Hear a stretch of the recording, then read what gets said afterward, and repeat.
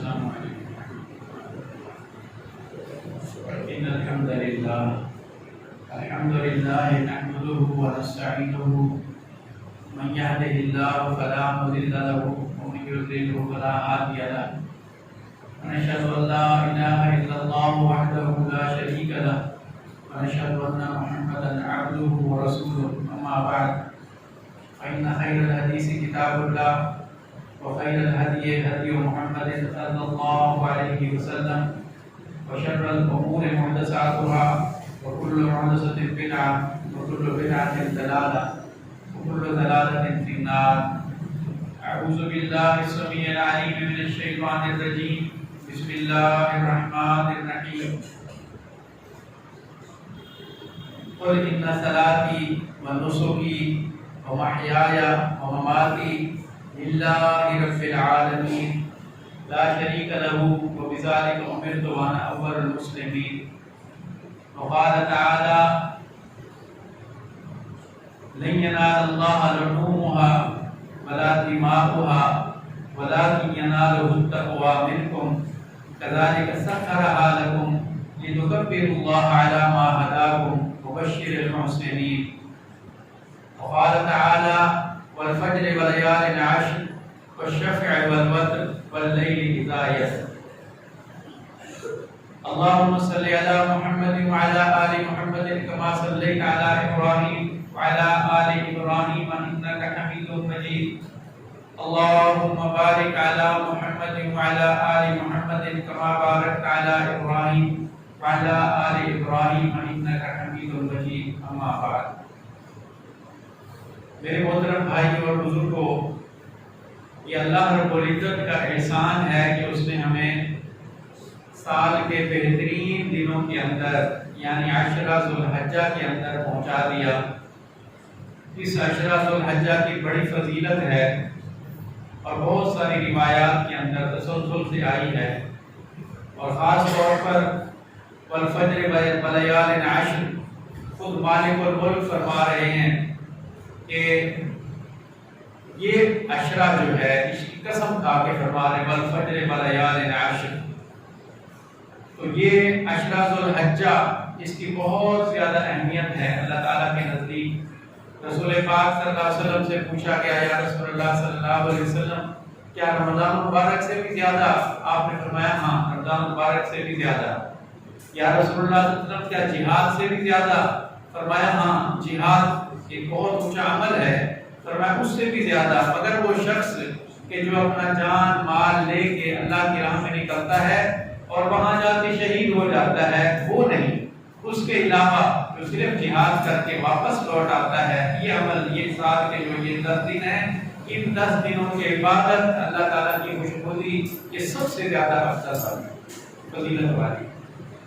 الحمدللہ ثم الحمدللہ میں اور آپ اس وقت ان 10 دنوں کے اندر سے گزر رہے ہیں.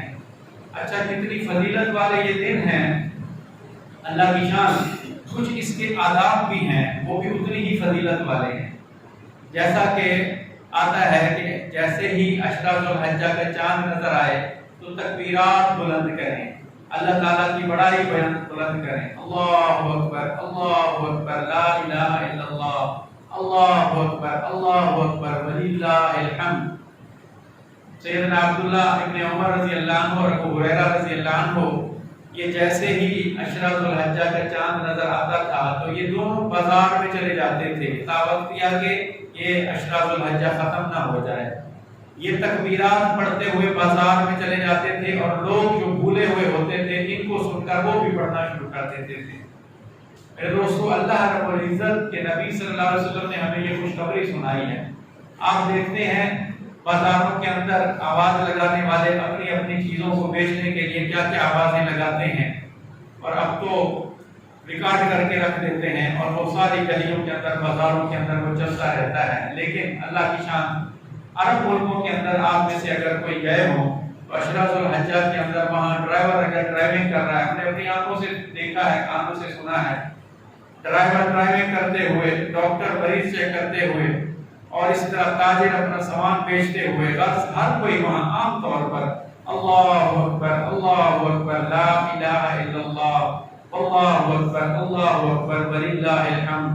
دوسری روایت کے مطابق اللہ اکبر لا الہ الا اللہ اکبر وللہ الحمد، اللہ اکبر کبیرا والحمد للہ کثیرا وسبحان اللہ بکرۃ واصیلا، وصلی اللہ تعالی علی خیر خلقہ محمد وآلہ وصحبہ تسلیما کثیرا کثیرا۔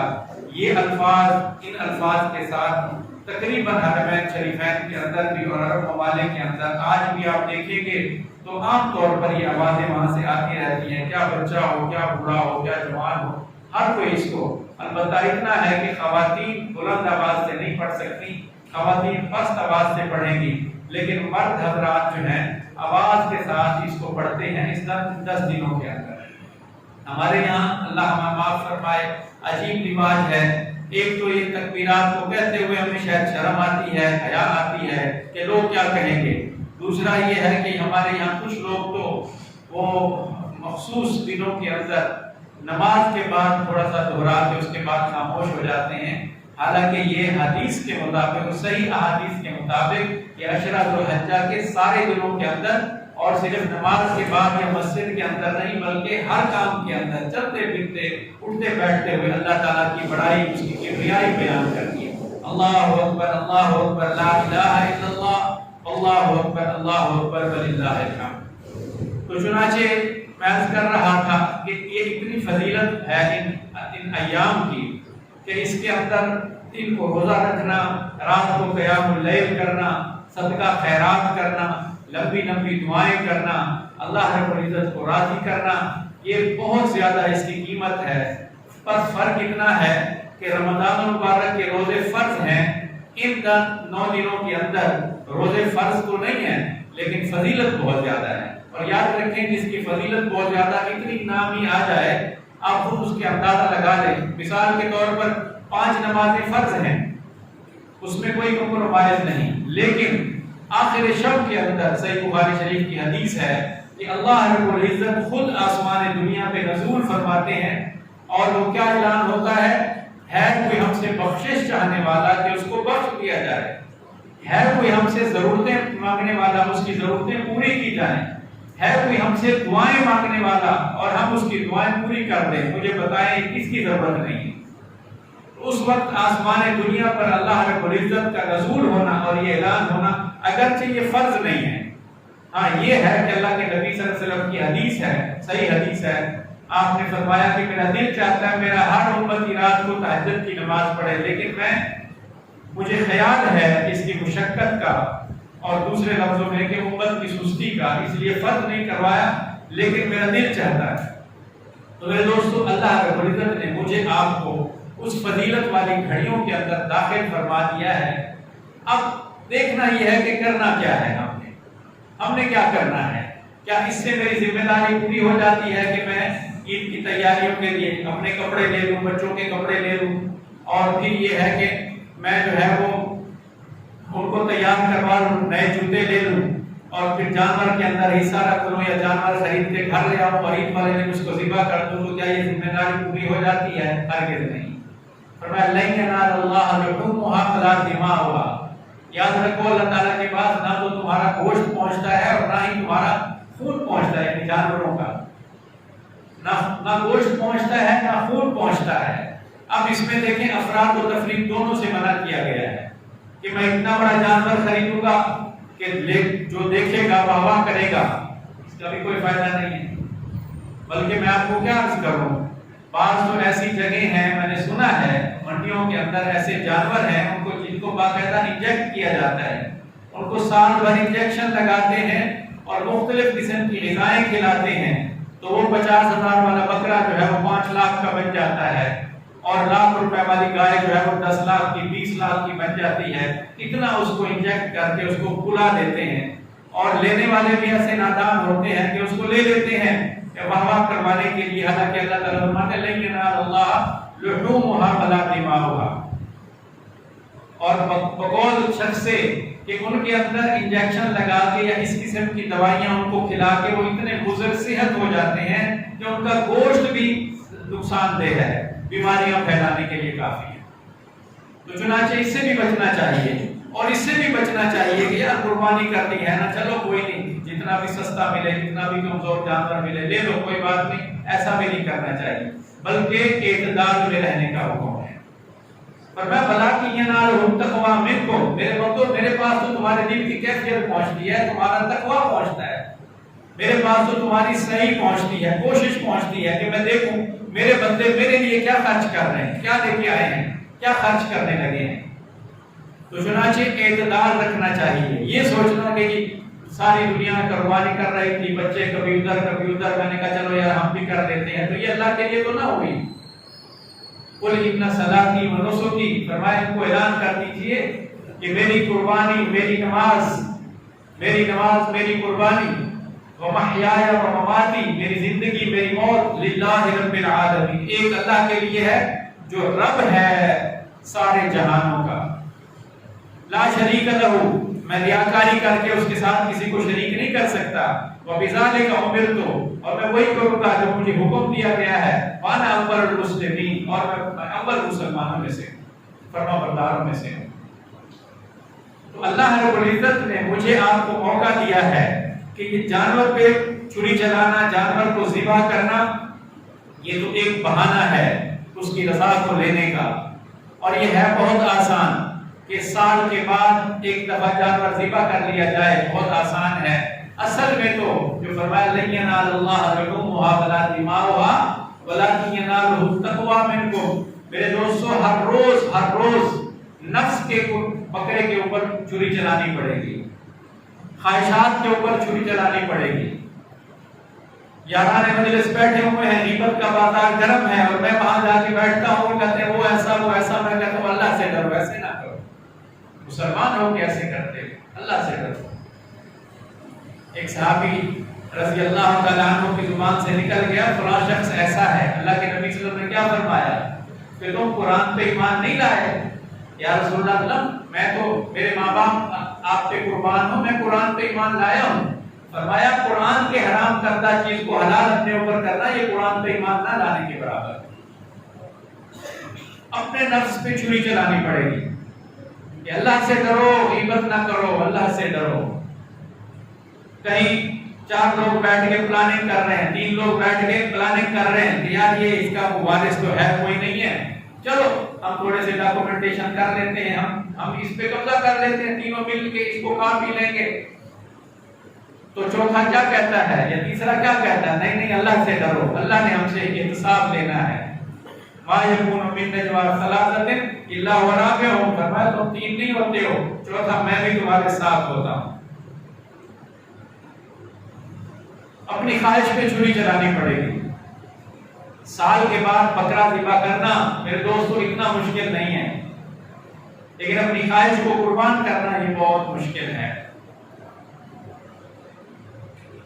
آپ ذرا تصور کریں کہ ابراہیم علیہ السلام جو شروع سے ہی ان کے اوپر امتحانات کی بارش کی طرح آئے امتحانات ان کے اوپر، اب یہ امتحان کیا کم تھا کہ بڑھاپے میں اللہ تعالیٰ نے اسماعیل علیہ السلام عطا فرمایا، اور اب اللہ تعالیٰ کا امر آ گیا، جبریل علیہ السلام لے کے جا رہے ہیں، اور جب وہ چلتے جا رہے ہیں جہاں کہیں بھی ان کو کوئی آبشار نظر آتی، جہاں کہیں ان کو کوئی نخلستان نظر آتا، کوئی کنواں نظر آتا، کوئی گراسی پلاٹ نظر آتا، اور وہ پوچھتے جبرائیل علیہ السلام سے یہاں رکنا ہے، کہا نہیں آگے چلو، چلتے گئے، اور یہاں تک کہ وہ جو مکہ پاک کی وہ وادی جس کو غیر ذی زرع کہا گیا وہ آ گئی، اور دیکھا چاروں طرف سے کالے کالے پہاڑ ہیں، اور اندر جانے کا راستہ سوائے اوپر نیچے وہ زگزیگ ایک راستہ ہے، اس کے اوپر چلتے چلتے درمیان کے اندر آ گئے، اور وہاں جا کے سواری سے اترے، اور بی بی ہاجرہ علیہ السلام کو وہاں بٹھایا، ان کی گود میں اسماعیل علیہ السلام تھے، اور اتنے چھوٹے تھے کہ ابھی دودھ پینے والے تھے، اور اللہ کی شان، اب حکم ہوا کہ اب آپ چلیں، اب یہاں نہیں ٹھہر سکتے آپ۔ میرے دوستو ہماری آج کی شریعت کے مطابق جو ہم نے خود گھڑی ہوئی ہے، آج کی ہماری شریعت عقل سوچ کے مطابق تو یہ بہت بڑا ظلم بنتا ہے کہ بیوی بچے کو، اور بیوی بھی کوئی زیادہ میچور نہیں ہے، 20-22 سال 24 سال ان کی عمر ہے زیادہ سے زیادہ، اور ایک بچہ جو ان کی گود کے اندر ہے، ان کو بے یار مددگار چھوڑ کے جا رہے ہیں، کوئی راستہ نہیں، کوئی پتہ نہیں ان کو، جانے لگے تو بیوی نے پوچھا آپ ہمیں کیوں چھوڑ کے جا رہے ہیں؟ اب اللہ کی شان دیکھیں، بڑوں کے امتحان بھی بڑے ہوتے ہیں، بولنے کی اجازت نہیں ہے، وہ خاموش ہیں، دل پہ کیا گزر رہی ہوگی، آخر تو انسان بھی تو دے، وہ خاموش ہیں۔ تو خود ہی بی بی حاجرہ علیہ السلام نے کہا کہ اللہ تعالیٰ نے آپ کو یہ حکم دیا ہے، تو انہوں نے اسباق میں سر ہلایا، کہنے لگی پھر اللہ ہمیں کافی ہے، ٹھیک ہے۔ اب وہاں سے چل رہے ہیں، چلتے چلتے چلتے جیسے ہی نظروں سے اوجھل ہونے کا وقت آیا، دور سے دیکھا، وہ ایسے راستے تو نہیں تھے اس وقت، پہاڑوں سے ایسے چڑھ کے اوپر جانا پڑتا تھا، پھر اوپر سے جا کے نیچے اتر کے دور جانا پڑتا تھا۔ اللہ کی شان دیکھیں، جب اوجھل ہونے کا وقت آیا، آخری نظر دیکھا تو بیوی حاجرہ علیہ السلام کا منہ دوسری طرف تھا اور گود میں بچہ تھا۔ اللہ اکبر، دل پہ کیا گزری ہوگی؟ یہ ہے خواہشات کو قربان کرنا۔ اور کیا فرما رہے ہیں؟ ربنا انی اسکنت من ذریتی بواد غیر ذی زرع عند بیتک المحرم، اے میرے مالک، اے میرے رب، میں اپنے خاندان کو، اپنی فیملی کو، بیوی بچے کو ایسی جگہ چھوڑ کے جا رہا ہوں، غیر ذی زرع، کچھ نہیں ہے دائیں بائیں، کوئی کمیونیکیشن نہیں ہے، کوئی درخت تک نہیں ہے، اور پتھریلے نوکیلے پہاڑ ہیں، اور اس کے اندر پھر پتہ نہیں کیا کچھ ہے، اور میں یہاں سے اس کو چھوڑ کے کیوں جا رہا ہوں؟ عند بیتک المحرم، اللہ انشاءاللہ یہاں تیرا گھر بنے گا، اور ربنا لیقیموا الصلاۃ، اے ہمارے رب تاکہ یہاں نمازیں شروع ہوں اور وہ ساری دنیا میں پھیل جائیں، فجعل افئدۃ من الناس تهوی الیہم، اللہ ہر مومن کے دل کے اندر اس گھر کی محبت کو ڈال دینا۔ چنانچہ ساری دنیا کے اندر جو مسلمان ہے، جو بھی مومن ہے، چاہے وہ امیر ہے یا فقیر ہے، اس کی خواہش ہوتی ہے اللہ ایک دفعہ اپنا گھر تو دکھا، میں تیرے گھر جانا چاہتا ہوں، میں طواف کرنا چاہتا ہوں، اپنی آنکھیں ٹھنڈی کرنا چاہتا ہوں۔ یہ وہ دعا ہے ابراہیم علیہ السلام کی، فجعل افئدۃ من الناس تهوی الیہم وارزقہم من الثمرات، اللہ یہاں پھلوں کی بہتات کر دے۔ اللہ کی شان، سوائے چند کھجوروں کی قسموں کے وہاں کچھ نہیں پیدا ہوتا، ایسی وہ چٹیل زمین ہے، لیکن اس کے باوجود ساری دنیا کے سارے پھل وہاں موجود ہوتے ہیں۔ یہ ابراہیم علیہ السلام کی دعا ہے۔ بلکہ ایک دفعہ تو وہ ہمارے ایک ساتھی نے کہا آج تو یہاں بھنڈی کھانے کو بہت دل کرتا ہے، میں کہیں سے ڈھونڈ لاتا ہوں۔ وہاں شاپنگ مال میں گئے تو واپس آ کے بتانے لگے اللہ کی شان دیکھو، سیب 3 ریال کلو تھے اور بھنڈی 20 ریال کلو لے کے آیا ہوں، مل گئی ہے بہرحال۔ تو ہمارے دوسرے ساتھی نے ہنستے ہوئے کہا ابراہیم علیہ السلام نے بھنڈی کی دعا تھوڑی کی تھی، تو پھلوں کی تھی، بھنڈی تو سبزی ہے، پھل تھوڑی ہے، تو لہذا شوق پورا کرنا ہے تو وہ پورا ہو جائے گا، تھوڑا مال خرچ کرو، اللہ نے دیا ہے بڑا۔ تو فرمایا کہ وَارْزُقْهُم مِّنَ الثَّمَرَاتِ لَعَلَّهُمْ يَشْكُرُونَ، اللہ یہاں پھلوں کی بہتات کر دے تاکہ تیرے بندے تیرے شکر گزار بنے۔ یہ آخری دفعہ دیکھا اور وہاں سے چلتے بنے۔ اب اللہ کی شان دیکھیں کہ جب اولاد تھوڑی بڑی ہوتی ہے، جب وہ چلنے لگا، ابراہیم علیہ السلام کے ساتھ چلنے کے قابل ہوا، پھر حکم ہوا جاؤ ذرا حال حوال کر کے آؤ۔ آگے کیا دیکھتے ہیں؟ آگے دیکھتے ہیں وہ بچہ ہے ماشاءاللہ، چلنے کے قابل ہے۔ اب خواب میں کیا دیکھا؟ انی اری فی المنام انی اذبحک فانظر ماذا تری، خواب میں دیکھ رہے ہیں کہ میں تجھے ذبح کر رہا ہوں۔ اللہ کی شان، اب بیٹے سے کہا، اسماعیل علیہ السلام سے کہا کہ یا بنی انی اری فی المنام انی اذبحک فانظر ماذا تری، اے بیٹا میں خواب میں دیکھتا ہوں کہ میں تجھے ذبح کر رہا ہوں، تو کیا کہتا ہے اس معاملے میں؟ اللہ اکبر، اسماعیل تھے نا علیہ السلام، اللہ تعالیٰ نے پہلے خوشخبری دی تھی ایسا بیٹا دے رہا ہوں جو بردبار ہوگا، سمجھدار ہوگا، حلیم ہوگا، ایسا بیٹا دے رہا ہوں۔ تو بیٹے نے کیا کہا؟ یا ابت افعل ما تؤمر ستجدنی انشاءاللہ من الصابرین، ابا جان کریں جس کا آپ کو حکم دیا گیا ہے، ما تؤمر ستجدنی انشاءاللہ من الصابرین، انشاءاللہ تعالی آپ اپنے اس بیٹے کو اسماعیل علیہ السلام کو شکر گزار بندوں میں سے پائیں گے، صبر کرنے والوں میں سے پائیں گے، میں صبر کروں گا، آپ کریں۔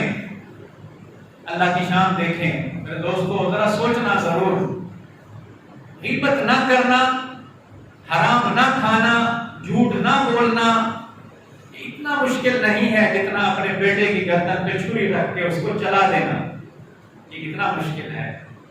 یا ابت فعل ما تؤمر، ابا جان کریں آپ جو جس کا آپ کو حکم دیا گیا ہے۔ فلما اسلما وتلہ للجبین، بس جیسے ہی دونوں اس بات پہ متفق ہوئے تو اسماعیل علیہ السلام کو لٹا دیا۔ جبین للجبین، جبین کہتے ہیں ماتھے کی جو دو سائڈیں ہیں نا، دائیں بائیں، ایک یہ درمیان میں جو یہ جبین، تو ایک کروٹ ان کو لٹا دیا۔ ہمارے بہت سے دوست نا ویسے صرف سنے سنائی باتوں کے اوپر آ کر کہ اوندھا لٹا دیا کہ بیٹا ہے، اگر نظر پڑ جائے گی تو کیا ہوگا۔ پھر اللہ کا حکم ہے فلما اسلما، دونوں ایگری ہو چکے ہیں، متفق ہو چکے ہیں کہ یہ کام ہم نے کرنا ہے، ذبح کرنے والا تیار ہے اور ذبح ہونے والا بھی تیار ہے، تو دونوں میں یہ موافقت ہو گئی۔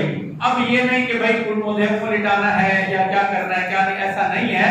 قرآن شریف کہتا ہے کہ للجبین، ایک کروٹ ان کو لٹا دیا اور چھری ہاتھ میں لے لی۔ اللہ اکبر، بس اتنا کرنے کی دیر تھی۔ وَنَادَيْنَاهُ أَن يَا إِبْرَاهِيمُ، اعلان ہوا، ندا ہوئی، اللہ تعالیٰ مت نادیناہ یا ابراہیم، اللہ تعالیٰ میں قربان جاؤں اس رب کے، خود اللہ تعالیٰ کیا فرمانے لگے کہ اللہ تعالیٰ نے فرمایا نادیناہ یا ابراہیم، اے ابراہیم علیہ السلام قد صدقت الرؤیا، آپ نے اپنے خواب کو سچ کر دکھایا۔ اِنَّا كَذَلِكَ نَجْزِي الْمُحْسِنِينَ، اسی طرح احسان کرنے والوں کو ہم بدلہ دیتے ہیں۔ بہت سے ہمارے دوست وہ خطابت میں آ کے وہ وہاں سے جنت سے ایک وہ میڑھا آ گیا، وہاں پہ جنت میں جانور نہیں ہوتے، جنت میں تو انسان جائیں گے۔ بہت سے ہمارے جوش خطابت کے اندر چھری اٹھائی ہوتا ہے، مولا میں تیرے بندے کو، میں اپنے بیٹے کو کر، تو ایسے راضی ہے میں ایسے راضی۔ یقین جانیے کسی حدیث میں، کسی آیت میں، کسی تفسیر میں ایسا کچھ نہیں آتا، بس کوئی اپنی خطابت میں ایسے کہتے جائیں تو وہ ذمہ دار ہیں، ایسا کچھ نہیں ہے۔ بلکہ فلما اسلما وتلہ للجبین، انہوں نے لٹایا اور چھری پکڑی ہوگی، ظاہر بات ہے اس کام کے لیے۔ وَنَادَيْنَاهُ يَا إِبْرَاهِيمُ، اب اللہ تعالیٰ کی طرف سے ندا آ گئی، قد صدقت الرؤیا، آپ نے اپنے خواب کو سچ کر دکھایا۔ اِنَّا كَذَلِكَ نَجْزِي الْمُحْسِنِينَ، آگے کتنے سارے انعامات ہیں کہ ہم اسی طرح احسان کرنے والوں کو بدلہ دیتے ہیں، جزا دیتے ہیں۔ إِنَّهُ مِنْ عِبَادِنَا الْمُخْلَصِينَ، وہ ابراہیم میرے مخلص بندوں میں سے تھا۔ وَفَدَيْنَاهُ بِذِبْحٍ عَظِيمٍ، اور اس قربانی کو ہم نے عظیم کر دیا ہے، اس ذبح کو ہم نے عظیم کر دیا ہے کہ دنیا کے ہر خطے کے اندر ہر مسلمان لا الہ الا اللہ پڑھنے والا کوشش کرتا ہے کہ میں اپنے رب کے حضور یہ قربانی کروں تاکہ ابراہیم علیہ السلام کی یاد تازہ ہو جائے۔ میرے دوستو ذرا سوچو تو صحیح، کتنی بڑی قربانی تھی ابراہیم علیہ السلام۔ تو آج اللہ نے مجھے آپ کو موقع دیا ہے، مجھے آپ کو موقع دیا ہے سنت ابراہیمی پر عمل کرنے کے لیے، لیکن کس طرح؟ اس طرح کہ اللہ آج یہ جانور ذبح کرنے کے لیے حکم دیا ہے، اس پہ میرا کچھ مال لگا ہے، کوئی بات نہیں ہے۔ اگر کل کو تیرا حکم آ جائے کہ اولاد کی گردن پہ چھڑا جائے، ایسا ہے نہیں، یاد رکھنا۔ یہ جتنے بڑے لوگ ہوتے ہیں امتحان بھی بڑے ہوتے ہیں، اللہ تعالیٰ کو کیا ضرورت ہے، وہ تو مومن کو کانٹا بھی چبھے اس کا بھی بدلہ ملتا ہے، لیکن اللہ رب العزت نے یہ ایک سنت ابراہیمی قائم کر دی ہے۔ اللہ تعالیٰ نے مجھے آپ کو موقع دیا کہ ہم اس فلسفے کو سمجھیں، اس قربانی کے مقصد کو سمجھیں۔ قربانی کس کو کہتے ہیں؟ قربانی اس کو کہتے ہیں کہ طبیعت نہیں چاہ رہی، دل نہیں چاہ رہا، ہائے دل سے نکلتی ہے، لیکن اللہ کے لیے میں اس کو کرنے لگا ہوں، یہ صبر سے آگے کی بات ہے، اس کو قربانی کہتے ہیں۔ اللہ تعالیٰ نے موقع دیا ہے مجھے آپ کو، ان 10 دنوں کے اندر ہم تکبیرات بلند کریں، اللہ تعالیٰ کا شکر ادا کریں۔ لِتُكَبِّرُوا اللَّهَ عَلَى مَا هَدَاكُمْ، فَكَذَلِكَ سَخَّرَهَا لَكُمْ، اللہ نے اس جانور کو تمہارے لیے مسخر کیا، کیونکہ اللہ تعالیٰ کا ایک نظام ہے کہ جانور کو مسخر کر دیا، حالانکہ وہ بھی جاندار ہے، جانور ہم کہتے ہیں جاندار ہے، لیکن اس کی گردن پہ چھری چلانا یہ اللہ تعالیٰ کو پسند ہے۔ اس دن جو قربانی کا دن ہے، اس دن سب سے پسندیدہ عمل اللہ تعالیٰ کو جو پسند ہے وہ خون بہا پسند ہے۔ ہمارے بہت سے ساتھی، پہلے تو یہ تھا نا کہ وہ قربانی کی کھالوں کو جو ہے وہ اس کو بیچ کر کسی خیر کے کام میں خرچ کرنا، بعد میں بہت سارے اداروں کو فتوے مل گئے تھے کہ ہمیں دے دیں، کھالیں ہمیں دے دیں۔ اب ایک اور سلسلہ بھی چل پڑا ہے، وہ کیا ہے؟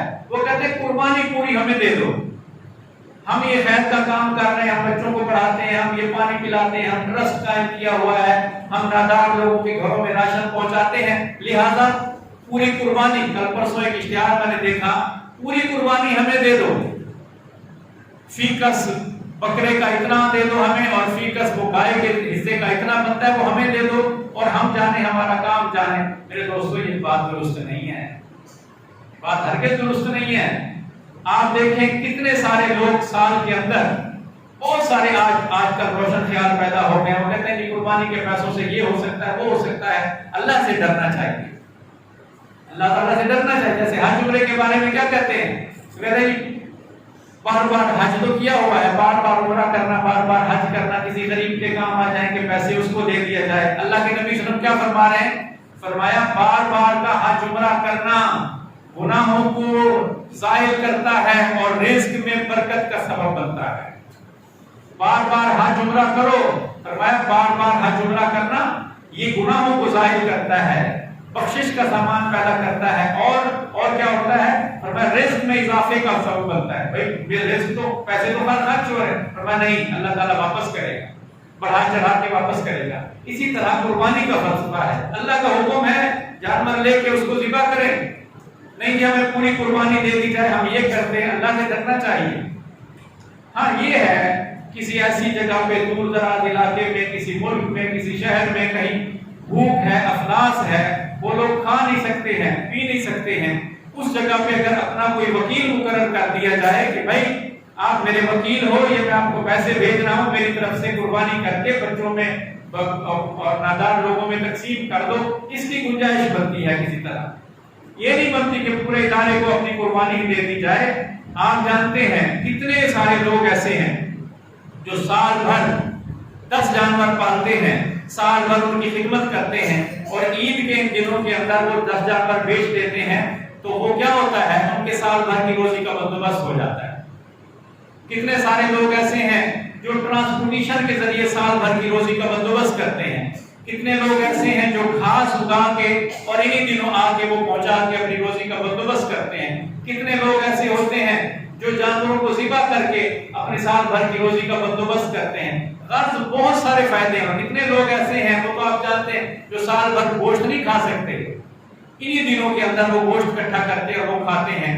ایسے بہت سارے فائدے ہیں، لیکن میرے دوستو ایک بھی فائدہ نہ ہو، ایک بھی فائدہ نہ ہو دنیاوی طور پر، لیکن میرے اللہ کا حکم ہے، اللہ کی قسم اللہ کے حکم کو سامنے رکھتے ہوئے عمل کریں، اس لیے کہ اللہ کا حکم ہے اور حکم کو حکم سمجھنا چاہیے۔ ایسا کچھ کہنا کہ جی اس سے کیا ہوگا، اتنے پیسوں میں یہ ہو سکتا ہے، ایسے اللہ سے ڈرنا چاہیے۔ علماء سے ذرا پوچھو تو صحیح، ایک آدمی نماز نہیں پڑھتا اور وہ اپنے آپ کو گناہگار سمجھتا ہے، نماز نہیں پڑھتا، روزہ نہیں رکھتا، لیکن اپنے آپ کو گناہگار سمجھتا ہے، اپنے آپ کو ملامت کرتا ہے اور کہتا ہے میں انشاءاللہ پڑھنا شروع کر دوں گا۔